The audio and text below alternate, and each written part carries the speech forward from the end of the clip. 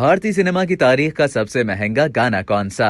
एक गाने का बजट इतना कि आराम से 2-3 फिल्में बन जाएं। भारतीय फिल्मों में गानों का किरदार निहायत अहम होता है और फिल्मसाजों की कोशिश होती है कि वो शायकीन को अपनी फिल्म की जानिब रागिब करने के लिए बेहतरीन लोकेशन और रक्स के साथ गाने शामिल करें। इस हवाले से कहा जा रहा था कि बॉलीवुड के किंग शाहरुख खान की फिल्म जवान का गाना जिंदा बंदा बॉलीवुड का सबसे महंगा गाना है, लेकिन ऐसा नहीं है, बल्कि हिंदी सिनेमा और जनूबी भारत की फिल्मों के सुपरस्टार रजनीकांत की फिल्म 2.0 का इंदिरा लाउगातु सुंदरी सबसे महंगा गाना है। भारतीय सिनेमा के सबसे बड़े महंगे गाने की तैयारी के लिए 543 करोड़ रुपए जैसा बड़ा बजट लगाया गया। इसकी वजह यह है कि जो कुछ जनूबी भारत की मूवीज में किया जाता है उसको मात देना तकरीबन नामुमकिन है। और आप सुनकर हैरान होंगे कि रजनीकांत की फिल्म 2.0 के लिए तैयार किया गया ये गाना अब तक भारतीय सिनेमा की तारीख का सबसे महंगा तरीन गीत है। ये महंगा तरीन गाना 4 बड़े सेट्स पर 10 दिनों में शूट किया गया और इसमें सुपरस्टार के साथ इंग्लिश अदाकारा एमी जैक्सन भी शामिल थी।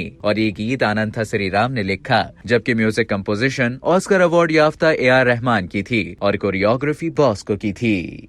अब तक के लिए इतना ही। मजीद इसी तरह की मालूमात हासिल करने के लिए डेली जंग के YouTube चैनल को सब्सक्राइब करें और Facebook के पेज को लाइक करना ना भूलें।